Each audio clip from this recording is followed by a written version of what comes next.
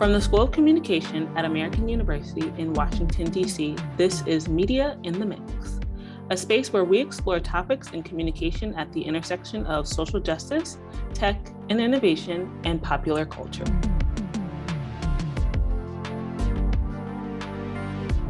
Did you know that before 2016, there was no definition for the term influencer on dictionary.com? The term is one that is so widely used in common conversation these days, but the concept of being an influencer is still new and remains, if nothing else, a bit taboo. In this episode of Media in the Mix, we explore the idea of being an influencer and how a person can make an impact in the real world with their online persona. We chat with SOC alum Andy Lalwani, who is now the host for Culture Q, a weekly show on Reverie TV about news, pop culture, politics, and more for the queer community, as well as we have Paige Kaiser, who is currently a junior in SOC studying public relations and strategic communication. And she's also a YouTuber with over 300K subscribers. We chatted up about what it means to be an influencer, creating content, and the responsibility they have to their followers in the digital space. Paige, Andy, thank you so much for being on the podcast. I'm super excited to interview both of you guys today. Just for anyone who is listening, what is something that someone should know about you? Like if they didn't know, if this is their first time hearing about you, understanding what you do, what would you say to them? Paige, you want to go first? I'll let you take a stab at it. So I'm Paige, and I would say I'm best known for the YouTube channel that I created during my freshman year of college, which now has over 300,000 subscribers. And it's just a place where I share lifestyle content, college vlogs, and I've gotten the opportunity to work with a couple brands along the way. Now I get to go second. I'm like, cool. I started the channel back in college, but it was not the same day and age, time, not as successful. My time, I actually am a reporter and host. So I work for a publication called whatstrending.com. In my time, I've worked in a lot of digital spaces with brands, affiliates, and more. So I'm not only managing a day-to-day for a publisher, but I also have my own endeavors as a reporter and host that I work with. Awesome. We love to see it. Love to see it. With this concept of being an influencer, it's still kind of, relatively new. Of course, it's gained a lot of traction in the past few years. And so how would you guys define the term influencer as, someone who would be defined as an influencer? Yeah, I mean, I think I'll speak a little bit on that first. I think the term in and of itself is hard to define, especially nowadays, just because anybody can be a YouTube or an influencer. Anybody and everybody is a content creator. Everyone posts pictures on Instagram or videos on TikTok, and that means that they have an influence. So in that sense, I think depending on if it's a macro influencer with 1 million followers or someone who's micro with maybe less than 10,000, I think that has really expanded to, it could include a whole bunch of people nowadays. Yeah. Yeah, the word influencer, for me, it's kind of weird because like the word YouTuber used to be thrown around back in the day. People used to be like, oh, you're just like a YouTuber. And now it's scaled to like YouTuber is now like a prolific word where people like Absolutely. see you have like a big standing, you have talent. And sometimes people throw like the word influencer as like, oh, you're just like an influencer. You don't have much going on. So there's whole different scales. Like sometimes people look at the word influencer and really see like someone has it going on. Other times someone's just like, this is just someone posting photos online. What's their talent? Like they just have people who go behind them. But for me, at least, like there's a lot of people who now, at least when I was growing up in high school, I Google search like, what is gay? How do you catch the gay? Is it contagious? And I came across like gay YouTube on that time. And now it's like there are so many more stories of people being able to like tell their own narrative from TikTok to Twitter to Facebook to YouTube and like more platforms coming up versus 4 years ago, even look at such a different time and day and age. Yeah, absolutely. And even looking at just how it's progressed, what would you guys say you thought of about the term influencer before you were in the steps that you are in now, before you were in this phase of life? Oh yeah, I mean, I think Andy hit it right on the head before when he said, "Oh, you just post photos online. You're just an influencer. You don't really have any talent. There's no work behind it. It's easy. Everything's handed to you." And obviously, after being on the other side, being a so-called influencer, you realize there's a lot more that goes behind it from an execution standpoint. Absolutely. Yeah, I think it's like A lot of learning. I think a lot of people really look at digital media because it's still new. When you look at like digital media advertising, you have a lot more that goes into it where you're now learning a lot of metrics. You're learning about like impressions, reach, CPMs, and a lot of different like skill sets that people don't really think about. So some people get contracted to work with brands or markets that are looking for work. Some people are like, hey, you have a business and I'm looking for help as that business. I see you have a dedicated following. So a lot of these people have been able to like use those skills as well to work with a wide variety of different markets.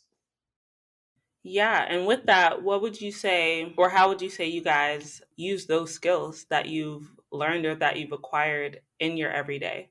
I mean, feel like for me, when I first started my channel, I wasn't as aware of all of those things. I wasn't really focused on engagement. I didn't know what impressions were, or how to, like solicit more views. So a lot of it was kind of learning as I went, kind of pick up on the YouTube algorithm, at least in my case, and realize how to optimize the search engine and all the views on your channel. And it's funny because Andy was saying too, like a lot of those skills people don't think about, but they are so applicable to everyday industry. Like I'm in all my marketing classes, we're constantly talking about CPM and how to drive CTR and all those things. So I think it applies to a lot more than people think. Yeah, I mean, like definitely when I was back in college, which is a few years ago now, it's like weird to say like and be out of college.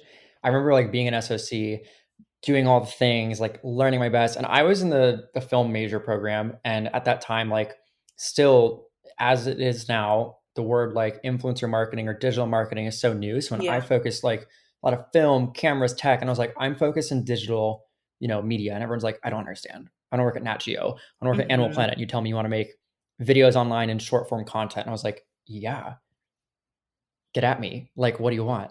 So in my time at AU, I was like focusing and learning through a lot of my friends, like, Photoshop, a lot of different like skill sets of let's talk about like print media, let's talk about like journalism ethics. So all of my different things I tried, quote unquote, in college. I tried, doing a lot of journalism ethics classes. I tried working in like a lot of writing, did a lot of social for brands, and then I obviously like pursued a lot of video initiatives. So now I oversee a publisher, and it's great because this is the first time I can actually use all of those skill sets of social, editorial, and video all on one roof and be able to speak to like different strategies that in the day to day, like 4 years ago, 5 years ago, I'd be like, I don't know, like I'm only in this one pocket. But because I was able to focus so much and think about different ways that we consume digital media, I'm able to speak to like all three different fronts. So not only being in front of the camera, but behind the camera, I'm more, I'd say, versed, but that also came behind like a lot of the skills I tried to focus on in college. So, for both of you, being people that got higher education, who went to college, and who now have benefited from having, worked in the digital and online space, would you guys say that it's of importance to get that background knowledge of having an education or to just practically do the work?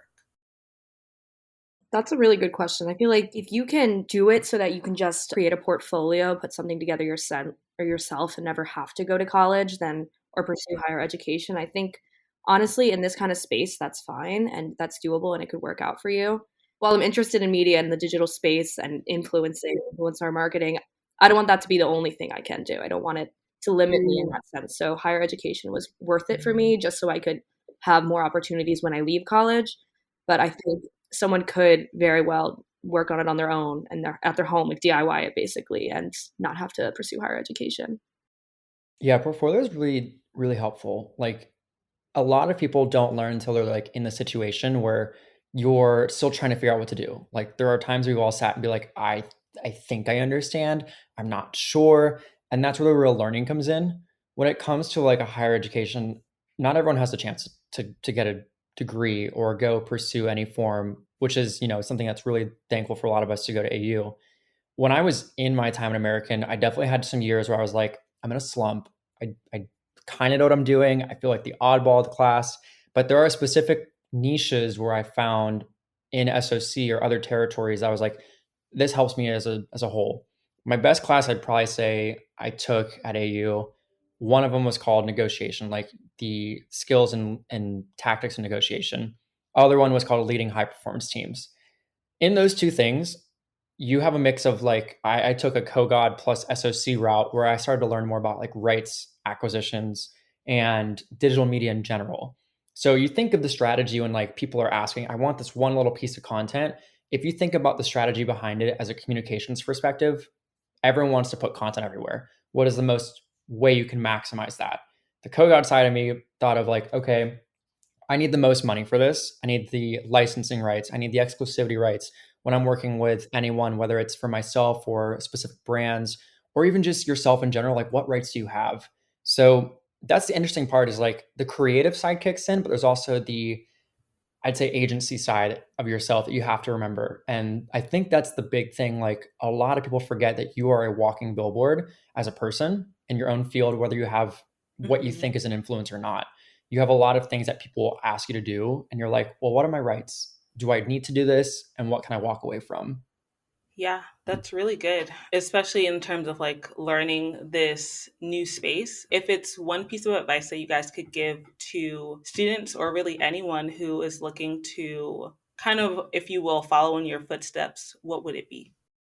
Well, I guess I would target my advice more towards students just because that's where I'm at right now. I haven't yet Yeah. had that outside experience after graduating the industry, but I would say the biggest piece for me, which was the hardest to overcome, is not being intimidated when you first get started.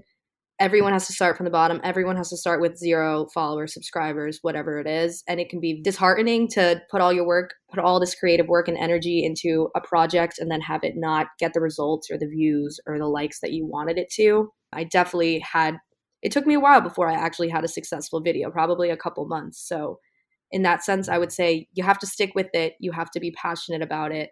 And you can't get daunted by the fact that you're not going to see instant gratification or instant success. Yeah, even like as an adult, people don't remember like that it takes time for things. I've had so many countless calls with people in their 30s, 40s who are like, why am I not getting results in this right now? I'm like, this takes data. This takes time, honey. Like, let's just sit through this and soak it in and marinate it. But I have to say, like, the same thing. Like, you have to have so much patience with anything. And Yeah. I always think of like, okay, young people in general, Gen Z is like one of the biggest consumers when it comes to platforms like TikTok, for example. Hmm. When you think of, okay, there is a limitless pool of opportunity in the world, take advantage of that. Like, my Yeah. biggest advice is still try everything because my best learning is as you get older, obviously, I'm still in my mid 20s. When you think of, okay, you get older, you have a lot of opportunity ahead of you, it narrows in because the risk factor grows bigger. It is just you when you're young. You have no family as much ties. You have no significant other at times, depending if you want that or not. But your risk goes higher and higher as you get older. You have a career path you kind of like picked out. Maybe you do like a pivot of some sort. But if you do pivot, let's say you start a family and you're like, I want to get in digital media and I'm in accounting, your risk factor goes up.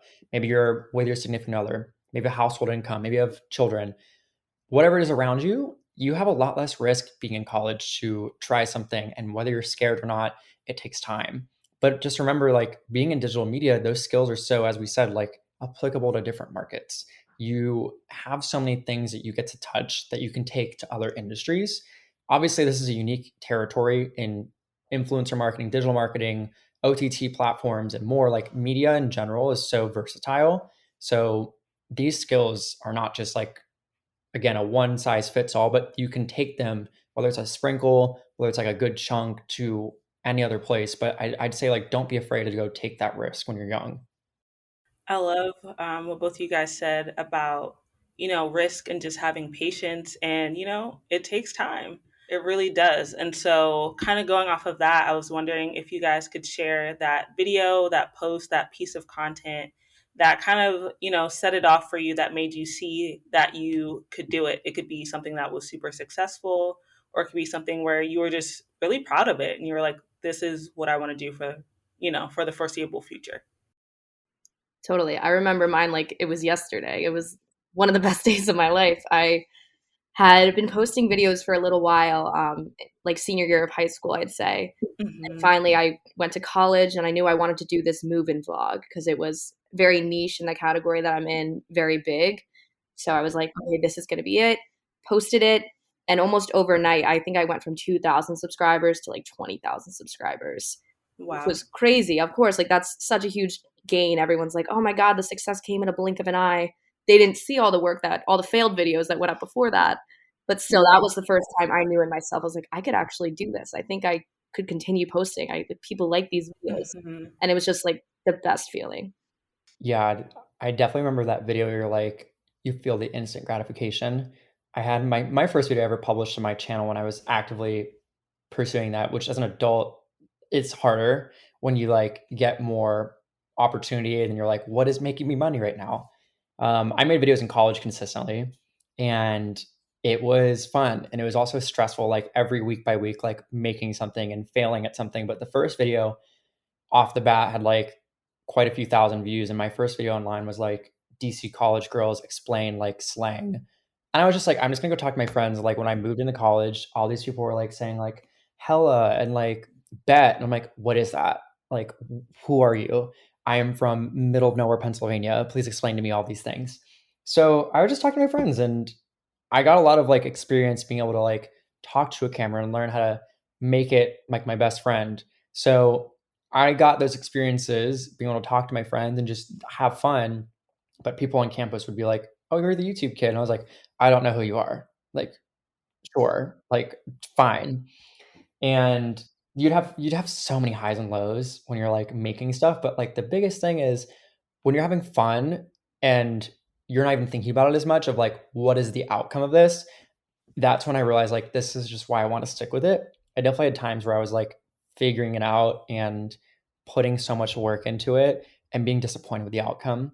But I learned to like have less of a, I'd say like expectation because those videos sometimes you think of the least about or media in general, you never know at times. Like as long as you have fun, you remind yourself why you're doing it and you think about, okay, is this important? In what way? Why is it important to you? Does the person next to you find that same thing important? Maybe that resonates with somebody else to get you that gratification. That's totally true for me too. I think as I went through the process of making videos longer than just like the first week I had a successful video, it started to become I put value more in the process of making videos, like what I was putting into my videos and how creative, how the angles I could use, whatever else it was for me, rather than the output and all the external validation of like likes or comments or whatever it was. And that's when you just need to find like reward and success in the creative process of it rather than the external validation. Absolutely. I definitely agree. So, for both of you guys, even with that piece of content that kind of just took off for you, did you ever see yourself in the positions where you are now? Like, was this something that you saw for yourself? Oh, absolutely not. Peter's 100% no. like, no, I don't even know what you're talking about. I still go to campus nowadays and have people stop me and say, "Oh my God, are you the YouTube girl?" And I'm like, so Yeah. weird still. I'm still not used to it. And I've had many of those interactions. And it's not just on campus, it's around places. You'd be surprised. Got stopped in Chicago once. I was like, oh my Oh, God. wow. You're like, Bean? What? Like, Yeah, like, I was like, okay. So no, never saw it coming for myself, but definitely, I honestly thought I would be doing YouTube all throughout college and like maybe like post grad life vlogs about that kind of material too. Yeah. And more recently, I've kind of been evaluating like how much longer do I want to do this? Like how much is this adding in terms of career? So I don't know, like it's weird having this platform at such a young age and like having to decide what I want to do with it and like where I want to use my influence and my energy. What about you, Andy? yeah, I mean, like, when your mom's like, you're a special kid. I'm like, Mom, I already knew that. Like, I knew I was special, but like to think about the career path now, no. God, no. Had no thought in my mind. I was just like, look, Okay. I don't see any brown boys online. Who am I supposed to look up to? I'm like, I have two people, mom and dad. They're divorced now, whatever. But I'm like, who do I look up to? And like, who do I like navigate like this very young gay life, And I just kept Google searching a bunch of questions. So I didn't think that like being gay would help me learn about myself in media and my career. Cause I'm just like, that's just who I am. But it's weird that like people again can like make Yeah. what they want about their own personality and life.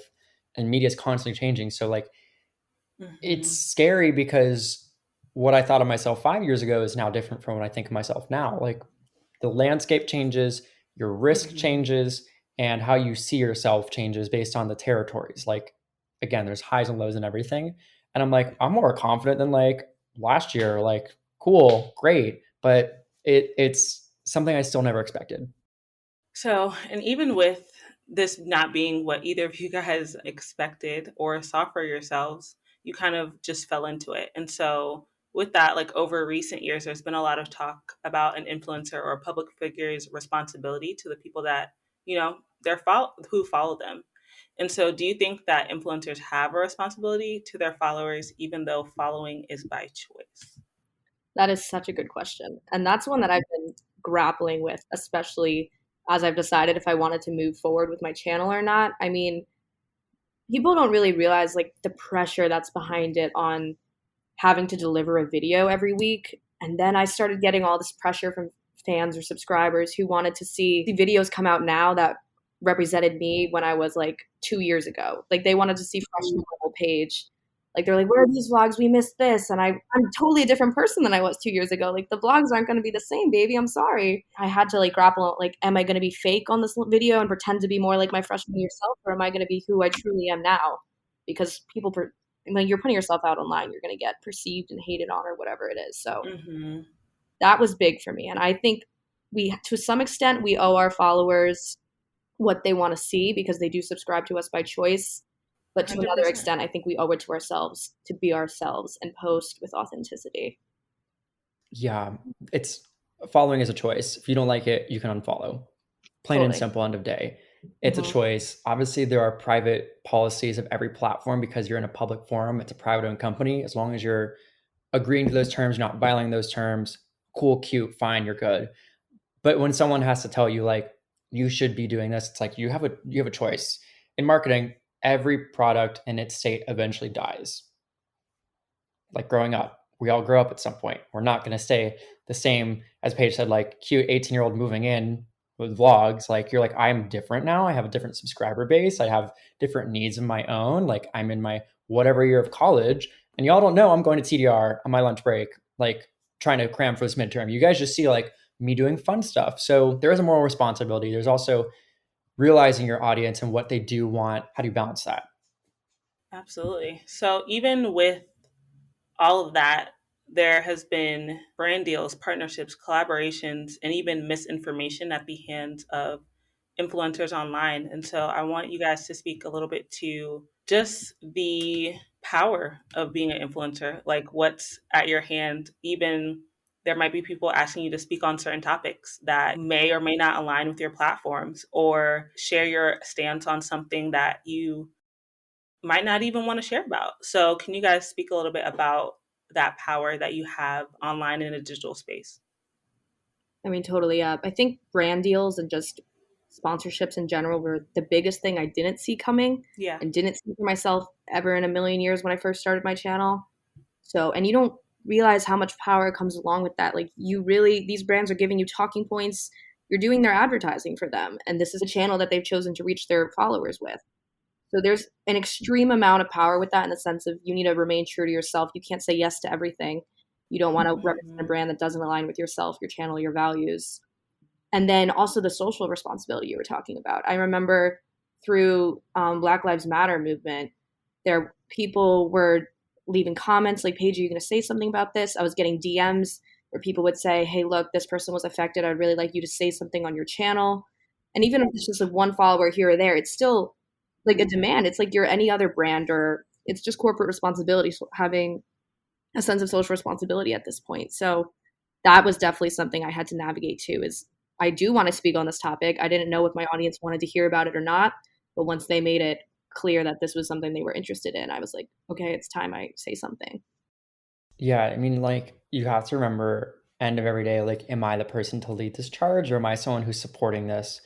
And there's spaces where we all come in, whether it's people of color to trans rights to, anything that we've seen, obviously, in Miss Panorama. There's a whole slew of things. And you have to remember, like, where do I fit in? Am I just saying this because people are asking me to, or am I the right person because I'm actually passionate about this and I've actually said something about it my entire life? You need to look at like performance-based activism, performance-based models, because if you're just performing, then like, what are you doing? You don't want to put on a show for anybody.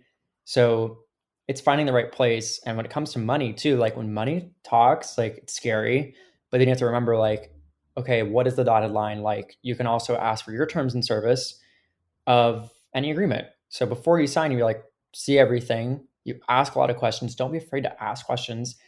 Ask for more money. Ask for, hey, like I don't feel comfortable saying these things. Like you have to find a way to find a mutually beneficial partnership outside of obviously like personal values. It's a whole different conversation. But when you are each signing a contract on what works for each party, you have some give and take too. So it's always scary thinking of like, okay, dollar signs get bigger. What do I want to do? Can I manage all this? I have 14 things going on. Does it look weird or inauthentic if I do this? Awesome. Thank you guys for sharing. I love what you said, Paige, about it being kind of like corporate social responsibility. I've never heard it put that way, but I think that's almost the perfect way to describe it. Even though you guys aren't necessarily corporations or entities, but you work for yourself.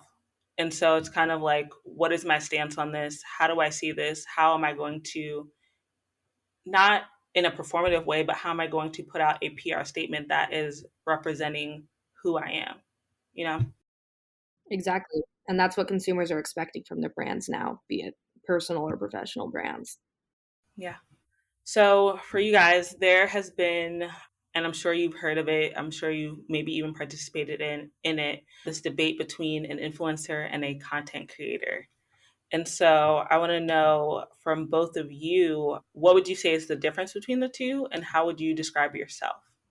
There's some debate. I feel like I feel like the word content creator and the word influencer and the word talent get crossed around. Anytime I obviously work at a publisher, I see a lot of contracts. I see the word talent a lot in the contract because that's like the legal term we've now seen a lot more because influencing can have digital or not. Like you can consider a celebrity an influencer, anyone who has just like a power. When you contractually sign between an agency, it's like who is the beneficiary? We're benefiting the talent, like the talent of some sort, the talent to gain a following, the talent to be notable, the talent to be in the spotlight, or the talent to create content. Content creator, I think, approaches the term of like you made a product, you made a physical product. Influencing is I could have just told you something in passing and it had an action or an impact on you. I definitely seen a lot of people again like steer with both, but I prefer for me like the word talent because everyone's talented their own ways. Like Kim Kardashian has a talent to make people buy Skims. And like, sure, like I see those ads and I'm like, cool, like I may want to buy it for myself. There's a talent to everything. And to for some people to not recognize any of those as talents, like whether you have a following or not, everyone has a talent that someone's always interested in. Very true. And I think definitely, at least for myself, because I feel like I fall in between content and influencer for what I do on YouTube, but I'm always referred to as talent on contracts when signing with brands.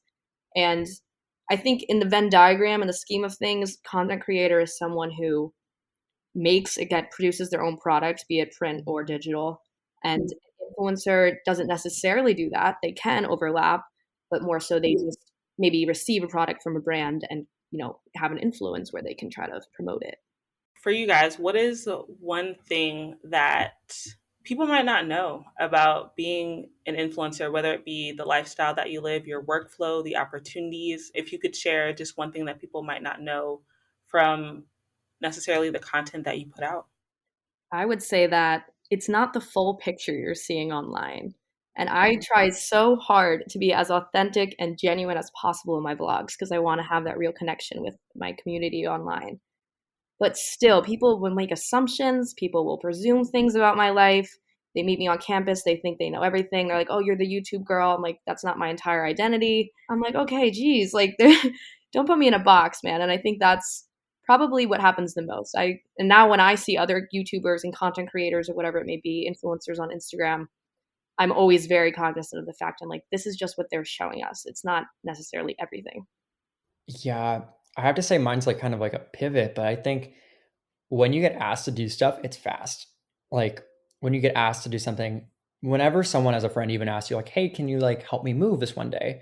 That's already in your head and it's like constantly spinning. And then someone will remind you about it and ask, and you're like, "I still want to think about this. I still want to take my time with it. I don't want to offend you. I don't want to say no, but I don't think I'm free." So you have to think about too, like there are so many people who will contact you on a daily basis at times. And all these negotiations and more happen fast. Sometimes people ask for things, wild timelines. They're like, so now that we've agreed to this, you're free tomorrow, right? The thing is, people think that also talent have indisposable time. And so the timelines are weird for a space in digital media, because whether you're talent or not on the brand side, like media moves fast. And so just because sometimes someone thinks they can contract you, there's also rights. Like at a day-to-day 9 to 5, you have benefits, you have HR, you have more.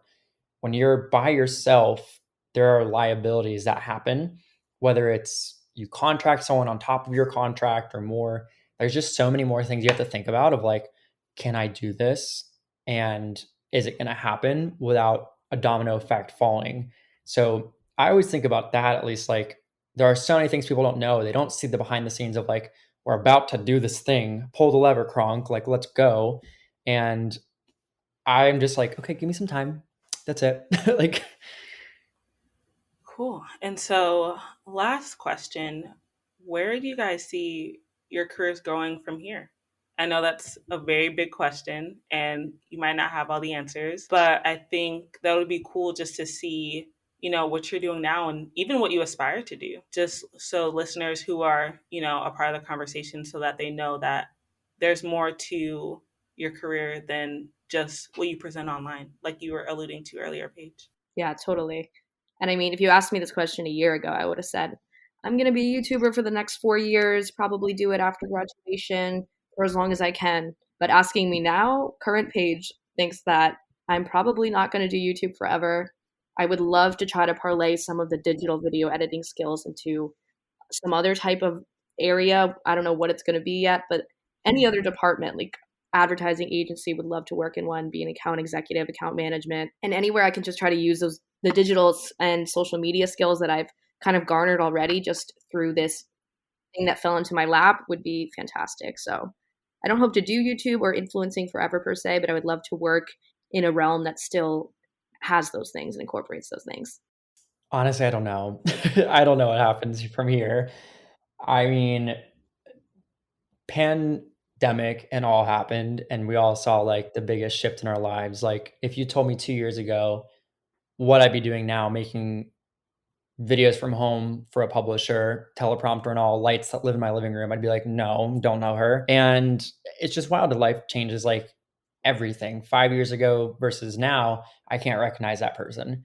So I can tell you like, okay, my 5-year game plan is this, but what life has for me is Rubik's Cube, something else, gets twists and turns. I don't know. I really enjoyed, being able to tell stories online, being a reporter, being able to be an on-camera host. And now it's something that I am very humbled by still.